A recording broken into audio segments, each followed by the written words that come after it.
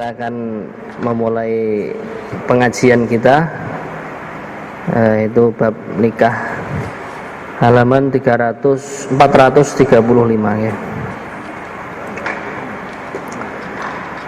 Bismillahirrahmanirrahim. Nahmaduhu wa nusalli wa nusallimu ala rasulihil karim wa ala alihi wa sahbihi wa tabi'ina lahum bi ihsanin ila yaumiddin, amma ba'd. Sebelum kita memulai pelajaran, kita baca suratul Fatihah agar Allah selalu bukakan pintu hati kita untuk menerima kefahaman-kefahaman agama yang lurus, yang diridhoi oleh Allah Subhanahu wa taala. Ala hadiniyah wa ala kulli niyatin sholihah. Al-Fatihah. A'udzubillahi minasyaitonir rajim. Bismillahirrahmanirrahim. Alhamdulillahirabbil alamin. Ar-Rahmanir-Rahim. Maliki yaumiddin. Iyyaka na'budu wa iyyaka nasta'in. Ihdinas siratal mustaqim. Shiratal ladzina an'amta 'alaihim ghairil maghdubi 'alaihim waladdallin. Bismillahirrahmanirrahim. Bilangan talak, halaman 435. Wa yamliku al-hurru thalatha tatliqatin wal 'abdu tatliqataini wa yasihu al-istithna'u fit talaqi idza wasalahu bihi wa yasihu ta'liquhu bis sifati wasyarti. Orang lelaki merdeka mempunyai hak menjatuhkan talak sebanyak 3 kali. Nah, pada pelajaran berikutnya sudah kita buatkan itu ya, pohon-pohon atau cabangan-cabangan tolak ya. Kalau laki-laki merdeka mempunyai hak untuk mentolak istrinya sampai 3 kali, kalau budak maksimalnya hanya 2 kali. Sedangkan orang lelaki budak hanya memiliki 2 kali. Di dalam talak itu boleh membuat pengecualian. Nah, ini contohnya begini: saya tolak kamu, saya ceraikan kamu 5 kali kecuali 4 kali. Nah, ini juga boleh. Ini kadang orang Arab sering itu karena saking marahnya kepada istri, itu kadang istrinya dibentak atau mohon maaf ya, digertak seperti itu. Saya ceraikan kamu 10 kali kecuali 8 kali. Nah, berarti tadi 10 kali kecuali 8, yang terjadi berarti 2. Itu boleh ya. Tapi nanti ada syarat-syaratnya. Di antara syaratnya itu kalau pengecualiannya itu secara langsung, tidak ada jeda yang lama ya. Kemudian bilangan pengecualiannya itu tidak menghabiskan yang dikecualikan. Kalau bilangnya saya tolak kamu 5 kali kecuali 5 kali ya, kecualinya itu tidak sah ya, nanti berarti terjadinya 3 bukan 5. Karena hak yang diberikan oleh agama kepada lelaki merdeka kan hanya 3 bukan 5 ya, hanya begitu. Demikian juga boleh menggantungkan atau membuat taklik tolak dengan sifat atau syarat. Nah, misalkan semoga aja tidak terjadi dalam keluarga kita, ada seorang suami mendengar istrinya itu ya mohon maaf mungkin berani memasukkan laki-laki lain ke rumahnya gitu kan. Akhirnya suaminya bilang, pokoknya kok ketahuan lagi ada laki-laki lain yang masuk ke rumah tanpa izin saya, kamu saya ceraikan 2 kali misalkan. Nah, begitu istri memasukkan laki-laki lain ke rumahnya tanpa izin suami, ya langsung terjadi tolak gitu. Atau misalkan istrinya disentuh orang lain, nah, laki-laki lain yang bukan mahramnya, suaminya bilang, ini saya dapat berita dari tetangga bahasanya tangan kamu sering disentuh laki-laki lain yang bukan mahram, ini kamu ulangi lagi, langsung saya jatuhkan tolak 3 misalkan gitu. Nah, ya kok istrinya disentuh laki-laki lain tanpa ada hubungan mahram, ya langsung terjadi tolak 3, cerainya langsung terjatuhkan 3. Atau misalkan dengan sifat yang buruk lah, misalkan istrinya agak kasar atau agak galak gitu ya, terus bilang suaminya, pokoknya kamu kok berani bentak saya sekali lagi, ya kamu saya ceraikan 1 kali. Ya begitu istrinya membentak suaminya, ya langsung terjadi tolak 1 gitu. Bagaimana Pak? Walaupun tanpa dikatakan secara jahar. Ini harus dilafadzkan. Namanya tolak, namanya itu tadi pengecualian atau dikaitkan dengan sifat atau perbuatan istri, itu harus dilafadzkan. Oke. Kalau kamu bentak saya, Iya. lalu saya ceraikan selengkali. Terus begitu istrinya membentak, Oke. tanpa kita omongan lagi kan itu. Oh, iya langsung otomatis. Iya, langsung otomatis. Iya, betul, betul itu. Ya. Iya, berbahaya. Oke. Membentaknya itu berlainan waktu. Ya walaupun berlainan waktu. Karena saya ngomong misalkan, Iya. kalau kamu bentak saya, kamu saya ceraikan sekali atau dua kali. Iya. Kemudian bentaknya setahun yang akan datang. Ya kalau kaitan yang dikatakan suami tidak dibatasi waktu, ya berarti berlakunya sepanjang masa. Sepanjang masa. Kayaknya. Karena, nggih, monggo. Tapi ada istilah talak tiga. Nggih. Sementara yang saya pahami talak itu hanya berlaku kalau talak tiga itu cerai pertama, ada lagi cerai yang kedua, cerai yang ketiga. Iya. Kalau langsung bilang talak tiga itu Iya langsung, bilangannya 3 langsung 3. kalau mau nikah lagi mau rujuk harus ada mualil. Muhalil, ya. Itu. Harus ada muhalil. Nggih. Nggih, monggo. Ini ada kejadian gini. Jadi seorang suami itu belum begitu paham dengan agama. Iya. Kadang-kadang belum paham dengan tolak. Iya. Ketika terjadi pertengkaran dengan istri, Iya. dia itu bilang, kamu saya ceraikan. Iya. Kamu saya sampai itu terjadi sekitar 2 kali. Iya. Karena belum tahu. Iya. Sudah tolak. Nah, suatu ketika dia belajar agama, akhirnya tahu tolak itu seperti itu. Iya. Ketika istri suaminya itu belum tahu itu, apakah kejadian yang belum tahu itu masih sah atau enggak? Ya kalau secara hukum itu memang sudah terjadi tolak. Karena kejahilannya atau kebodohannya tadi, ketidaktahuannya itu bisa dimaafkan oleh agama. Tapi kalau sudah tahu hukumnya, ini tidak boleh diulangi lagi gitu. Jadi setelah belajar amali tidak coba-coba. Ya. Rumah selesai. Nggih, kita lanjutkan oke. Nggih. Tapi nggak boleh Pak itu. Saya ralat, boleh nggak itu? Itu tadi bolehnya dengan pengecualian. Nah, tadi kan ada pengecualian. Saya tolak kamu 3, misalkan. Kecuali 2, berarti yang terjadi 1. Tapi kalau saya ralat, saya rujuk, sudah nggak bisa Pak. Kalau sudah dengan kalimat yang sore, saya ceraikan atau saya talak. Benar. Oke. Soalnya dia kan ngancam istri misalnya. Iya. Nanti kalau kamu bentak lagi saya cerai. Oh, kalau ini bisa. Kalau yang ini bisa. Itu kan tadi tolak dengan syarat kan. Nah, dikaitkan dengan syarat sesuatu. Batalkan. Ya sudah boleh. Boleh. Sekarang sudah dicabut kan omongannya kan. Nek ngono tak batalke. Lah, ya. Omongan saya kemarin saya cabut gitu kan. Sudah selesai Ya, masalah. ya harga mati itu kan. Enggak, ya, itu boleh, nggih. Cabut lagi ya. Nggih. Kalau Mengajak.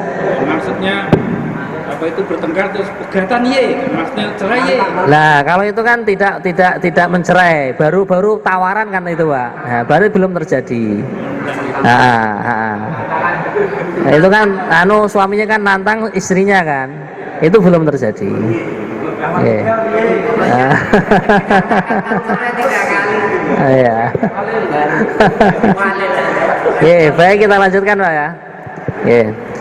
Dalil talak yang dimiliki oleh orang lelaki merdeka itu adalah firman Allah Subhanahu wa taala, at-talaqu marratan fa imsakum bima'rufin aw tasrihum biihsan. Talak yang dapat dirujuk itu 2 kali, sesudah itu boleh rujuk lagi dengan cara yang baik atau menceraikan dengan cara yang baik. Quran surat Al-Baqarah ayat 229. Ayat di atas menunjukkan bahwa suami yang sudah menjatuhkan talak sebanyak 2 kali masih boleh merujuk kepada istrinya. Ayat ini dilanjutkan, fa in talaqaha fala tahillu lahu min ba'du hatta tankiha zaujan ghairah. Kemudian apabila suami menceraikannya kembali sesudah tolak yang kedua, maka perempuan itu menjadi tidak halal lagi baginya kecuali ia kawin dulu dengan lelaki lain. Ini yang disebut muhalil. Ayat yang kedua ini memberi petunjuk bahwa seorang suami yang dalam kehidupan rumah tangganya sudah pernah menjatuhkan talak sebanyak 3 kali, maka ia tidak boleh lagi rujuk kepada istrinya itu. Ia baru boleh rujuk kepadanya apabila wanita atau mantan istrinya itu telah kawin dengan lelaki lain dan diceraikan suami yang baru. Dalam hadis disebutkan an Ibnu Abbas radhiyallahu anhu maqal wal mutallaqatu yatarabbasna bi anfusihinna thalathata quru, yang artinya dari Ibnu Abbas radhiyallahu anhu ia berkata, firman Allah Subhanahu wa taala dalam ayat 228 surat Al-Baqarah yang artinya, dan wanita-wanita yang ditolak hendaknya menahan diri atau iddah 3 kali sucian atau quru. Tidak halal bagi mereka menyembunyikan apa yang diciptakan Allah dalam rahim mereka apabila mereka beriman kepada Allah dan hari akhir, dan suaminya berhak merujuknya dalam masa menanti itu jika mereka atau para suami itu menghendaki islah. Ibnu Abbas berkata, demikian itu jika si lelaki telah mentalak istrinya, maka ia berhak merujuknya sekalipun sudah 3 kali tolak. Kemudian dinasah Allah Subhanahu wa taala berfirman, at-talaqu marratan. Tolak 2 kali artinya talak yang masih membuka peluang rujuk itu adalah talak yang jatuhnya masih 2 kali. Hadis riwayat Abu Dawud. Dalil hak talak bagi lelaki budak adalah hadis Nabi sallallahu alaihi wasallam, innahu sallallahu alaihi wasallam qala talaqul abdi tatliqatan, rawahu Daruqutni. Sesungguhnya Nabi sallallahu alaihi wasallam telah bersabda, talak seorang hamba sahaya itu 2 kali. Hadis riwayat Ad-Daruqutni. Di atas diterangkan bahwa membuat istisna atau pengecualian dan taklek dengan sifat syarat itu boleh. Contoh pengecualian dalam talak adalah engkau tertalak 3 kali talak kecuali 2. Dalam hal ini telah dianggap hanya 1 kali. Nah, seperti yang dijelaskan tadi. Rasulullah sallallahu alaihi wasallam bersabda, man a'taqa au talaqa wastathna falahu sunyah. Barang siapa yang berkata memerdekakan atau talak dan membuat pengecualian, maka baginya ucapan pengecualian itu. Hadis riwayat Imam Ibnu Al-Athir. Contoh membuat taklek dengan sifat dalam tolak adalah kamu tertalak pada bulan demikian, atau kamu tertalak apabila hujan turun. Talak itu sah dan berlaku apabila bulan yang dimaksud tiba atau benar-benar hujan telah turun. Contoh taklek dengan syarat dalam talak adalah apabila kamu masuk rumah maka tertalak. Istri lelaki yang berkata seperti itu tertalak apabila ia masuk rumah. Jika tidak masuk rumah maka tidaklah berlaku talak itu. Dalam hadis Nabi SAW disebutkan, al-muslimuna inda syurutihim, rawahul Hakim. Orang-orang Islam itu menurut syarat-syarat yang mereka tentukan sendiri. Ini kalau di negara kita termasuk yang diterapkan, dan itu menurut saya termasuk cukup bagus. Itu di dalam akad nikah. Itu setelah itu kan seorang suami disuruh membacakan. Ini nanti masuknya kepada taklek tolak.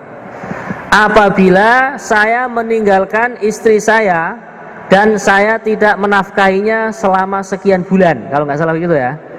Nah, berturut-turut maka saya telah menjatuhkan talak kepadanya 1 kali. Lah kok suaminya pergi tanpa sepengetahuan istri dan juga selama waktu yang ditentukan oleh suami tidak diberi nafkah, maka ya langsung terjadi talak 1. Nah, ini termasuk dibuat seperti itu untuk mempermudah urusan seorang perempuan. Karena apabila laki-laki sudah tidak menafkahi sekian bulan atau sekian tahun, kan ya kasihan kan, perempuan kerja sendiri. Sedangkan tabiatnya seorang wanita dalam Al-Quran adalah lemah, dia itu ya, lebih kuat laki-laki. Laki-laki dalam Al-Quran ar-rijalu qawwamuna 'alan nisa. Para laki-laki itu lebih kuat daripada para wanita gitu. Maka itu nanti masuknya dalam taklek tolak ini. Jadi apabila suami betul-betul mengerjakan sesuai janji yang dia berikan ketika selesai akad nikah, ya ini langsung terjadi tolak.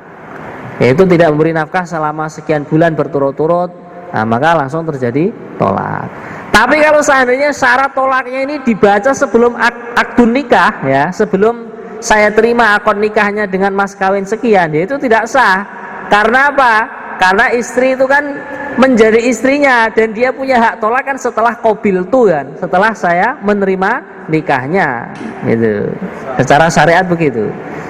Maka dari itu kadang kan mohon maaf yang orang pacaran itu ya, nah itu kan dia buat janji-janji di dalam bukunya atau di dalam memorinya itu ya. Nah itu kalau seandainya nyerempet ke arah talak sini, nah itu semua tidak terjadi karena si perempuan itu belum menjadi istrinya yang sah secara agama, gitu. Ya belum mobil tuh. Ya. Tolong jelaskan ulang, Pak. Iya. Ibnu Abbas yang berkata, demikian itu jika si laki telah mentalak istrinya, maka ia berhak merujuknya, sekalipun sudah 3 kali talak. Nah ini kan sudah dinasah tadi. Kalimat sudah boleh merujuknya itu nanti dijelaskan dengan ayat yang awal tadi Pak Haji. Jadi harus ada muhalil. Boleh merujuknya itu setelah ada muhalil. Jadi muhalilnya sudah menikah secara resmi, secara agama. Bahkan dalam mazhab Syafi'i ya sudah dijima dengan berdirinya alatnya itu. Nah, setelah itu diceraikan, habis masa iddahnya dari muhalil baru boleh kembali kepada suami yang sebelumnya. Kalau jima itu menjadi wajib. Wajib dalam mazhab Syafi'i wajib. Bukan hanya sekedar saya terima nikahnya sebagai itu enggak. Jadi harus Laki-laki yang impoten enggak bisa. Enggak bisa. Maka dalam mazhab Syafi'i kan agak berat ya. Diharuskan jima ma'al intisar beserta berdirinya kelaminnya si muhalil itu. Nah, kalau enggak sampai berdiri atau impoten tadi, nah itu muhalilnya belum dihitung sah. Itu harus mencari muhalil yang berdiri.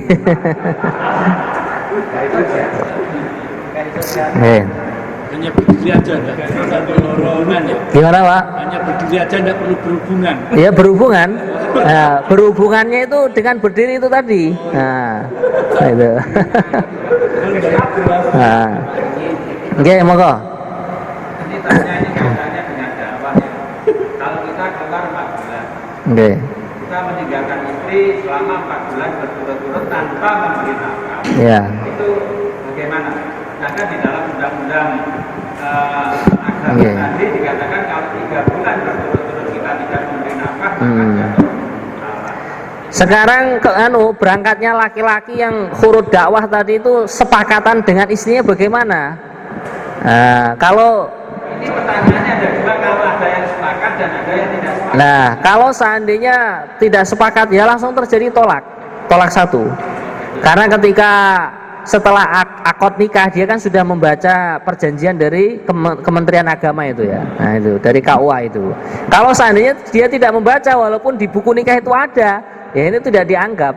Maksudnya tidak terjadi tolak gitu. Dan itu perlu diketahui ya, mohon maaf kadang yang terjadi sedikit kesalahpahaman di antara teman-teman ashabut tabligh itu atau JT jemaah tabligh itu yang perlu diluruskan itu amar ma'ruf nahi mungkar itu wajib. Sebagai laki-laki punya kewajiban menafkahi anak istri. Maka jangan sampai kita mengerjakan suatu kewajiban tapi menterlantarkan kewajiban yang lain. Maka tertib yang benar yang saya pahami dari para masyayikh itu kan ada tafakut. Bagaimana Anda mau khurut 40 hari 4 bulan, nafkah anak istri Anda sudah siap atau belum? Itu termasuk tafakutnya. Kalau belum, mohon maaf bisa dipersiapkan terlebih dahulu sehingga keluar Anda di jalan Allah itu tidak menyia-nyiakan atau menterlantarkan kewajiban yang lain. Nah, kalau seperti ini insya Allah tidak akan terjadi fitnah. gitu. Karena kadang ada orang itu tadi saking semangatnya tinggi ya toh. Nah, kemudian tidak ada yang mengarahkan, akhirnya seakan-akan dia, masya Allah ya sudahlah saya serahkan anak istri saya kepada Allah dan Rasulnya. Memang secara keyakinan seperti itu, Tapi ingat, jenengan itu punya dua kalimat syahadat, bukan hanya hakikat saja, la ilaha illallah, punya Muhammadur Rasulullah. Jadi kalau hanya hakikat nggak ada syariat ya syahadatnya kurang sempurna itu. Makanya sebentar lagi Pak ya. Itu tadi yang perlu diluruskan di antara kalangan teman-teman ahbab. Kadang misalkan biar dua-duanya jalan, silahkan saya punya tafakut atau punya sedikit sangu, cukupnya hanya untuk keluar di jalan Allah. Tapi anak istri saya belum punya. Sudah, orang mahalah yang tanggung jawab misalkan. Ya toh. Nah, kalau itu ya sudah tidak jadi masalah. Sudah ada yang menanggung. Nanti yang nganter sekolah anaknya siapa, yang ngasih beras istrinya siapa, kan sudah ada yang menanggung. Nah, kalau begitu ya sudah selesai masalah. Gitu. Iya, monggo Pak. Kebiasaan orang pergi TKI. Iya. TKI ya. Keluar negeri. Kerja ke luar negeri itu. Iya. Itu kan dalam psikokat itu menafkahi lahir dan batin. Iya. Nah itu yang dinafkahi kan hanya lahirnya saja. Lahirnya saja. Nah. Tapi untuk batinnya kan enggak. Nah makanya itu banyak laki-laki perempuan itu kalau dia selingkuh. Iya. Nah, Iya. itu otomatis bisa wanitanya itu bisa menggugat cerai apa enggak? Kalau wanita menggugat cerai itu memang bisa Pak, boleh gitu. Akan tetapi harus diketahui, kemarin sudah saya sampaikan, selagi suami masih punya kekuatan atau kemampuan untuk menafkahi istri secara lahir ya, maksudnya bukan secara jima itu tadi ya. Nah, maka itu kok istri minta cerai, mohon maaf, tipe wanita yang seperti ini tidak akan pernah mencium baunya surga. Nah, mencium saja tidak, apalagi masuk gitu. Tapi boleh. Tapi ya boleh. Namanya tolak itu kan perkara halal, ya toh. Akan tapi perkara halal yang termasuk dibenci oleh Allah gitu. Mohon maaf ya, mungkin kekuatan kejantanan laki-laki itu kan berbeda toh. Lah kok istri itu masih belum puas dengan, mohon maaf, kelaminnya laki-laki atau kejantanannya, itu kan bisa diatasi dengan perkara yang lain gitu. Mungkin dengan merilekkan pikiran gitu, atau pikir dunianya agak dikurangi lah. Mohon maaf, kalau kiamat itu merasakan kalau banyak mikir duit itu nanti agak lemah. Tapi kalau pikirnya kuat, baca Qurannya kuat ya. Nah gitu. Jadi kalau misalkan laki-lakinya selingkuh itu istrinya minta cerai boleh enggak? Kalau lelaki selingkuh itu perlu dikatakan, perlu digarisbawahi Pak Eko. Selingkuhnya itu zina atau nikah lagi. Zina. Nah, kalau zina itu ya mungkin dalam contoh sahabat juga ada. Nah, ada yang selingkuh kemudian minta cerai itu boleh ya. Tapi kalau suaminya nikah lagi dengan secara agama yang sah ya toh, maka itu istri nggak boleh minta cerai selagi suami masih berkemampuan memberikan nafkah itu. Makanya suami itu masih nafkah masih kan lahir maupun batin, hanya saja ketangkep selingkuh. Sama misalkan teman atau tetangga. Itu ada. Mengajukan cerai boleh enggak? Ya boleh saja, boleh saja. Termasuk masih mencium surga itu tadi enggak? Kalau itu mungkin kaitannya itu tadi dengan hadis fadilah itu tadi ya. Mungkin saja di akhirat itu ya termasuk wanita itu. Itu urusan selingkuh kan, dosa kan yang menanggung suami, yang zina kan suami, ya kan. Nah kalau istri kan dia tetap tidak zina, maka ini ya terserah itu nanti urusan suami dengan Tuhannya, dengan Allah Subhanahu Wa Taala. Gitu. Maksudnya yang istrinya kan minta cerai. Gitu. Katanya kalau istri minta cerai kepada suami yang masih mampu menafkahi, batin itu tidak diperkenankan untuk mencium surga. Nah, kalau itu kan suaminya selingkuh, tapi masih mampu menafkahi lahir batin. Termasuk itu nanti, termasuk wanita yang tidak akan mencium bau surga. Jadi kemarin mohon maaf saya sedikit mengulang ke pelajaran-pelajaran berikutnya. Istri itu boleh minta cerai apabila suaminya satu terjadi impoten, ya. Yang nomor dua, suami mengidap penyakit belang, penyakit baros bahasa Arabnya. Yang ketiga, suami mengidap penyakit juzam atau lepra ya. Biasanya lepra yang jari-jarinya merotol itu loh, ruas-ruasnya itu. Kemudian yang keempat, suami kena gila, penyakit gila. Tahu-tahu stres, memalukan orang, ya. Nah, itu baru istri boleh minta cerai yang nanti di akhirat tetap akan mencium baunya surga dan masuk surga, gitu. Atau kalau guru kita itu sebagian menambahkan kalau suaminya murtad. Nah, jadi kalau suami murtad kan sudah beda agama ya. Nah, daripada dihitung zina, lah ini istri boleh minta cerai, gitu. Kalau yang lain itu mungkin suaminya ejakulasi dini atau keluarnya cepat itu ya, atau misalkan jatah ranjangnya kurang, lah ini istri tetap tidak boleh minta cerai selagi suami masih berkemampuan untuk menafkahi uangnya, kemudian tempat tinggalnya, bayar kontrakannya, kemudian membelikan lauk pauknya, maka istri tidak boleh minta cerai. Ya mungkin ya diatasi dengan memperbanyak madu kambing kemarin ya. Ini habis itu Adha kan kambing banyak. Baik, kita lanjutkan ya. Talak yang berlaku wala yaqa'ut talaqu qablan nikah wa arba'un la yaqa'ut talaquhum as-sabiyyu wal majnunu wan naimu wal mukrahu. Talak berlaku sebelum adanya ikatan menikah dan ada 4 orang talaknya tidak berlaku. Ini mohon maaf terjemahnya itu kurang itu ya. Talak tidak berlaku. Nah, ini di bahasa Arabnya kan la yaqa'u. Terjemahnya ada yang kurang itu. Bisa ditambahkan pakai pulpen. Talak tidak berlaku sebelum adanya ikatan nikah gitu. Nanti kalau berlaku sebelum adanya ikatan nikah ya malah menjadi bubrah aturannya ya. Dari halaman 438 perlu ditambahkan talak tidak berlaku sebelum adanya ikatan nikah. Ya, tidak berlaku. Dan ada 4 orang yang talaknya tidak berlaku, yaitu anak kecil, orang gila, orang tidur, dan orang yang dipaksa. Ini saya terangkan satu persatu. Anak kecil, misalkan jenengan punya anak kecil ya, saking senengnya dengan putrinya, teman jenengan, sudahlah kita nikahkan sekarang walaupun anaknya belum balik. Nah, itu kan boleh. Tapi nanti yang qabil tuh nikah bukan si anak, orang lain yang mewakili yang sudah dewasa. Saya terima akad nikahnya Fulanah binti Fulan untuk anak saya yang bernama Fulan bin Fulan. Nah, itu boleh.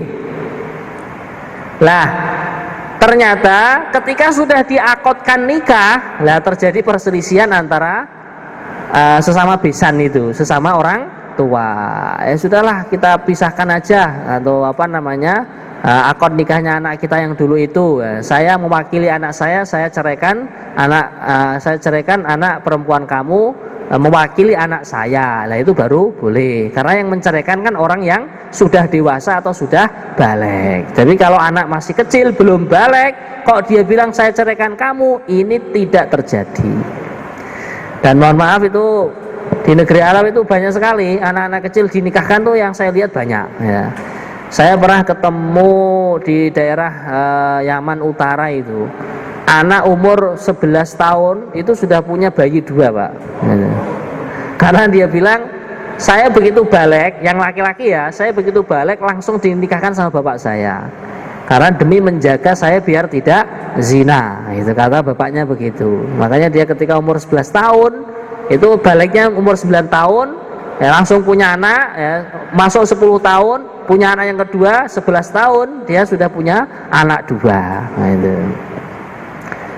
Nah itu boleh gitu.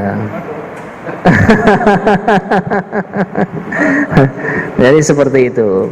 Kemudian orang gila, mohon maaf kadang kan orang sebenarnya pertama itu waras-waras saja, sehat-sehat saja, tahu-tahu mungkin kalau di Indonesia kan masih banyak dukun ya. Nah, mungkin gilanya itu sebab disantet orang atau didukunkan orang, akhirnya jadi gila. Nah, di tengah-tengah gila itu dia mengucapkan lafaz tolak. Ini juga tidak terjadi. Nah, ini biasanya terjadi mungkin istrinya orang yang dibuat gila dengan sihir tadi itu mungkin dulu senengannya orang lain. Nah, akhirnya karena cinta yang tidak kesampaian, akhirnya ketika sudah jadi miliknya orang itu suaminya digendengkan atau digilakan oleh mantan pacarnya. Dan itu mungkin banyak terjadi di kalangan masyarakat ya, gitu. Atau yang lebih sadis lagi, ya, orang dipaksa. Nah, misalkan antara laki-laki dan perempuan itu dijodohkan sesama orang tua. Nah, ternyata sebelum dijodohkan itu si perempuan itu sudah punya kekasih, punya idaman, punya pacar kasarannya. Nah, ketika diakadkan nikah, lah ini yang sudah sah menjadi suaminya itu ditangkap preman, dikeroyok, disuruh secara paksa untuk mentalak atau menceraikan istrinya.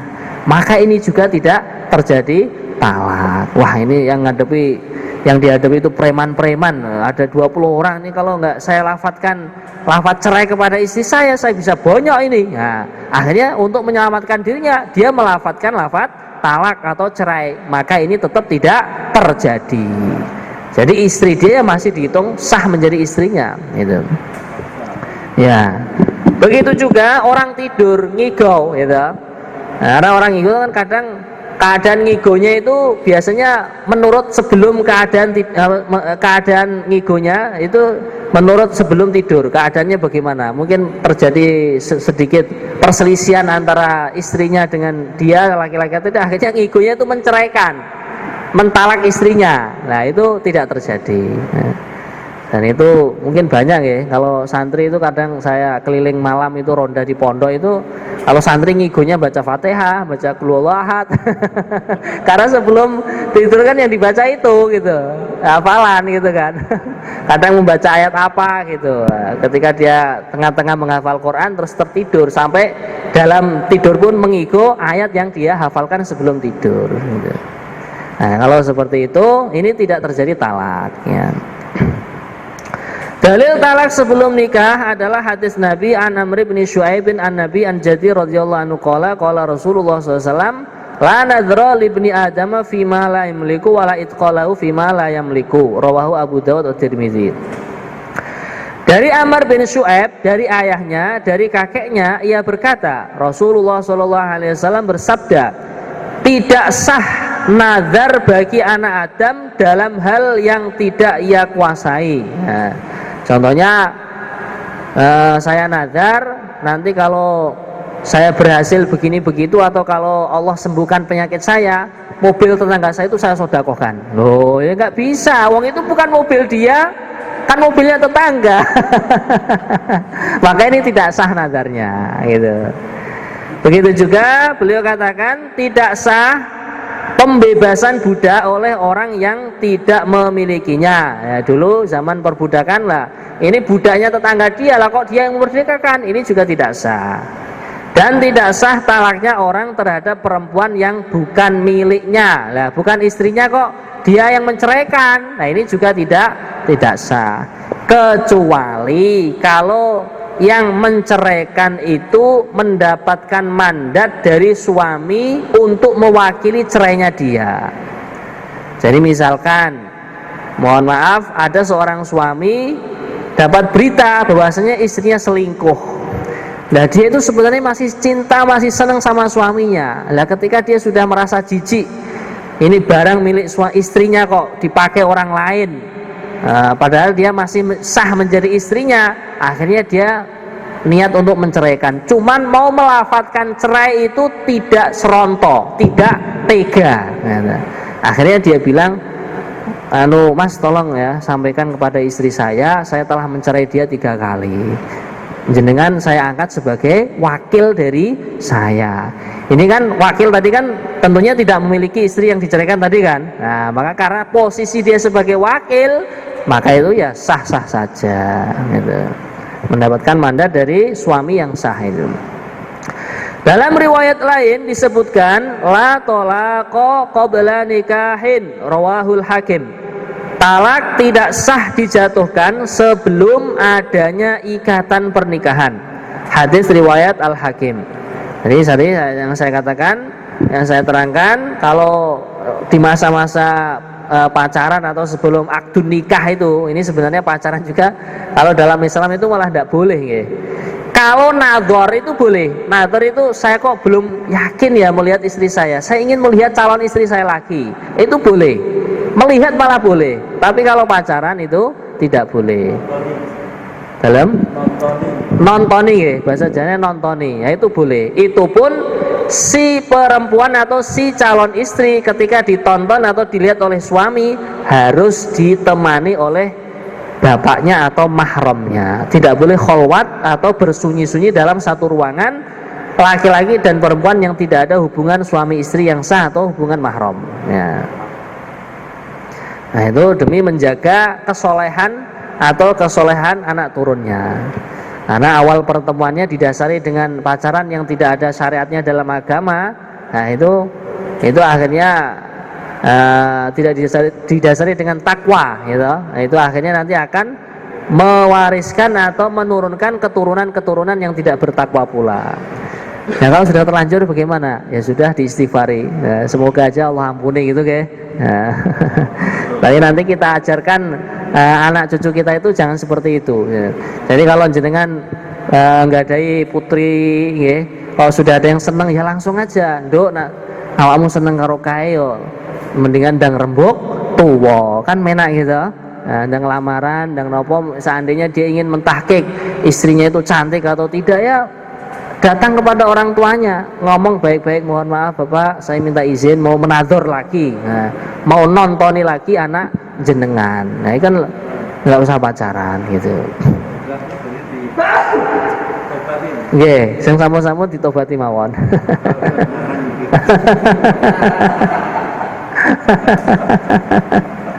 Nggih. Nggih. Kadang ada yang begini Pak, wah saya nanti ketika di foto wedding itu ingin kelihatan mesra. Biasanya kalau baru pertemuan itu kan malu ya. Itu bisa disiasati. Contohnya bagaimana siasatnya? Diakotkan secara siri dulu. Nah, akad siri dulu, sahkan dulu secara agama. Nah nanti ketika foto wedding itu kan biar kelihatan mesra bagaimana itu kan memang sudah sah menjadi istrinya. Ya itu tidak apa-apa itu. Karena secara agama kan sudah sah ya. Gitu.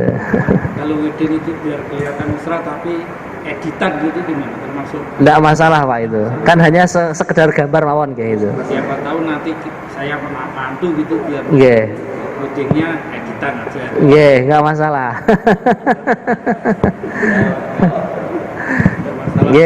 Nggak masalah karena itu hanya gambar kan. Kalau gambar itu kan tidak kaitan dengan orang kan tidak ada kaitan dengan hukum itu. Dalil talaknya anak, orang gila, orang tidur tidak sah adalah an Aisyah radhiyallahu anha qalat sami'tu Rasulullah sallallahu alaihi wasallam yaqul la talaqa wala ataka fi ghalakin rawahu Abu Dawud wa Tirmidzi. Dari Aisyah radhiyallahu anhu dari Nabi sallallahu alaihi wasallam beliau bersabda, pena telah diangkat dari 3 orang. Orang tidur sampai bangun, anak kecil sampai dewasa, dan orang gila sampai sadar. Hadis riwayat Abu Dawud dan Tirmidzi. Dalil talaknya orang yang dipaksa tidak sah adalah hadis Nabi SAW an Aisyah radhiyallahu anha qalat sami'tu Rasulullah SAW yaqulu la talaqa wa la ataqa fi ghalakin. Ini sama hadisnya. Dari hadis dari Aisyah radhiyallahu anha ia berkata, saya telah mendengar Rasulullah SAW bersabda, tidak sah talak dan pembebasan dalam keadaan terpaksa atau marah. Hadis riwayat Abu Dawud.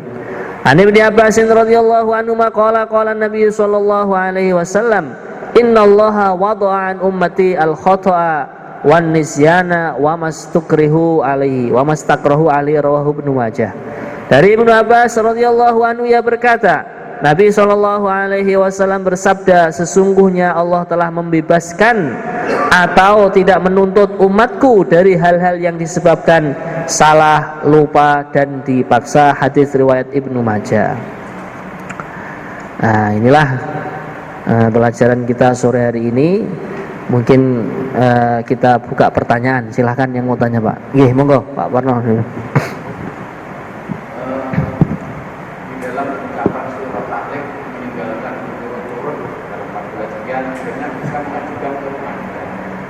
Ada sebuah kasus sudah lama, bertahun-tahun.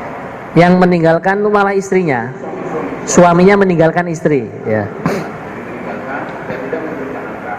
Ya. Kemudian si istri ini pun tidak mengajukan paksa. Iya. Tapi dia mau dinikahi istri kedua dari seorang laki-laki. Iya. Terus, tetapi belum proses perceraian. Iya. Ini mau dinikahi secara siri karena istri yang mau menjadikan istri yang kedua. Iya.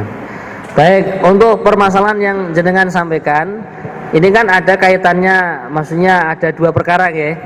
Tertib secara agama Islam, tertib secara negarawan. Ya. Kalau secara negarawan, istri kan belum minta cerai kepada pengadilan. Tapi secara segot taklek itu kan sudah dibaca oleh suami ketika setelah akad nikah. Jadi secara agama itu sudah sah, dia dinikahi oleh laki-laki lain karena sudah ditinggalkan sudah bertahun-tahun ya. Tentunya kan sudah selesai masa iddah juga. Nah, kalau begitu, nah itu sudah sah dan tidak dihitung zina. Cuman secara negara dia masih menjadi istri sah bagi suami yang meninggalkan dia.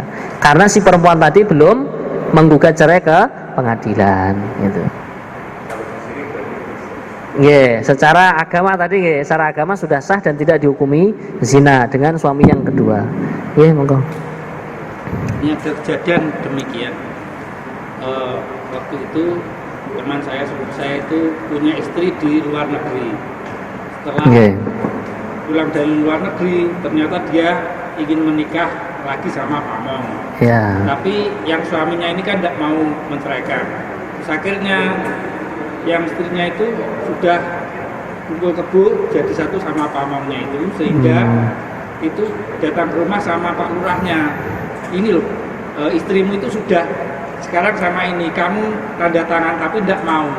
Alasannya teman saya itu karena istri saya belum tahu. Nanti kalau sudah tahu kan kembali lagi ke saya. Jawabannya. Jadi mohon maaf, bisa diulang lagi. Seorang laki-laki keluar negeri ya, seorang perempuan keluar negeri. Laki-lakinya menafkahi anaknya juga di rumah sambil supir jadi supir. Setelah istrinya kembali dari luar negeri, kok tambah kan senang sama orang lain, curang. Terus setelah itu kumpul kebo belum ada. Dan suami tadi belum melafatkan cerai Pak ya? Belum, karena tidak mau mencerai. Terus kenapa tidak kamu cerai? Karena istri saya belum tahu. Nanti kalau sudah tahu, sudah ngerti mana yang benar, nanti kan kembali ke saya lagi. Nah itu sampai dipaksa sama Pak Lurahnya itu suruh tanda tangan, tidak mau. Maksud saya tindakan suaminya itu apa benar atau salah, atau mungkin istrinya posisinya istrinya itu termasuk nanti yang mencium bau surga atau enggak? Kalau itu berarti tindakan suami tadi sudah benar ya, karena kan dia memang tidak melafatkan lafaz cerai. Kemudian istrinya tadi itu yang tadi sudah kumpul kebo tadi sudah dihukumi zina dia. Bahkan kalau hukum zina kalau dalam Islam kan kalau sudah menikah kan berat hukumannya, dirajam, dilempari batu sampai mati Tapi akhirnya yang istrinya itu berhasil menikah secara KUA, secara hukum, tapi tahu, tapi ya hanya sekarang suaminya itu sudah ditinggalkan tidak menuntut, tidak apa-apa ya, hanya akan semoga bisa kembali ke saya lagi.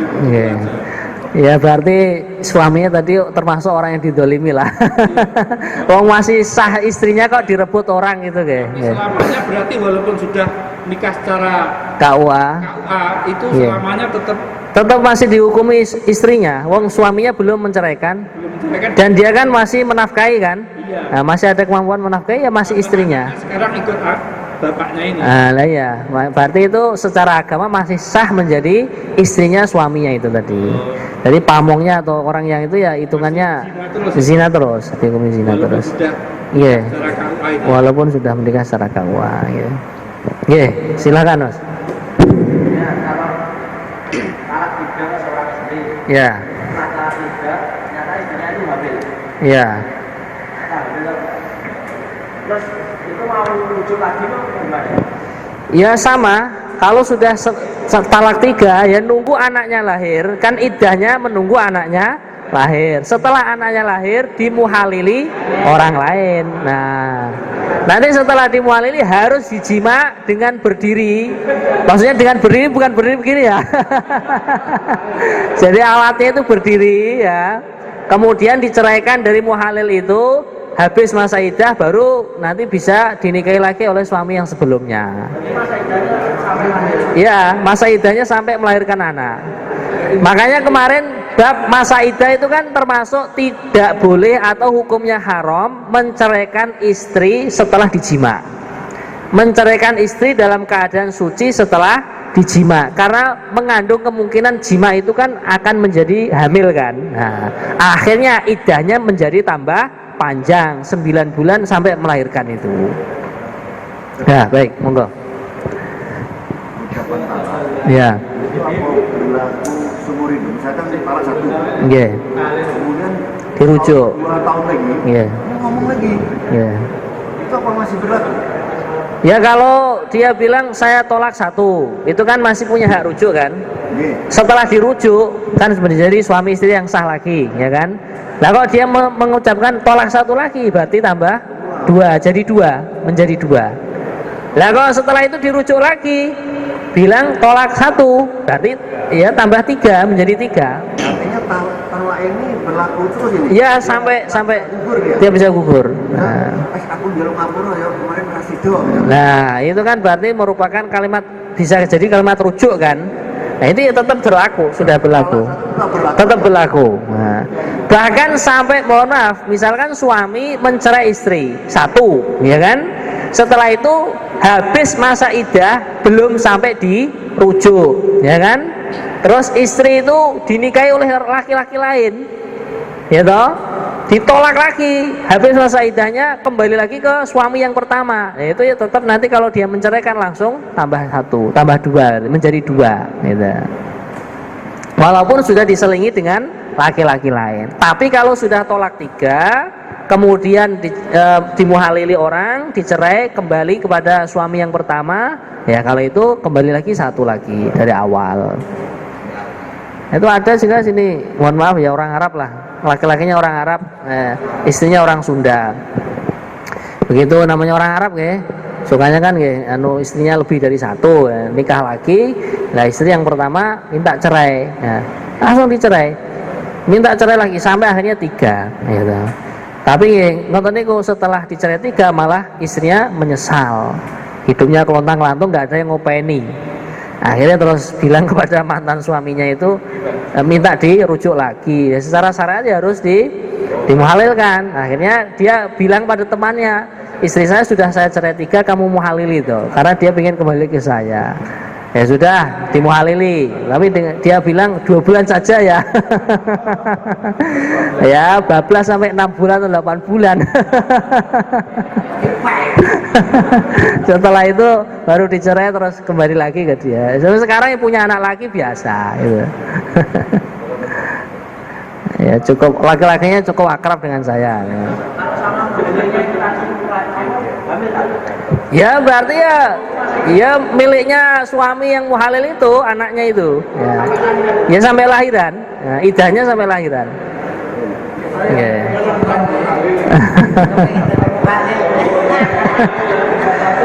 Baik ya. Mari kita akhiri dengan baca kafaratul majlis. Subhanallah wa bihamdihi, subhanallah wa bihamdika, asyhadu an la ilaha illa anta, astaghfiruka wa kurang lebihnya mohon maaf. Wabillahi taufiq wal hidayah. Wassalamualaikum warahmatullahi wabarakatuh.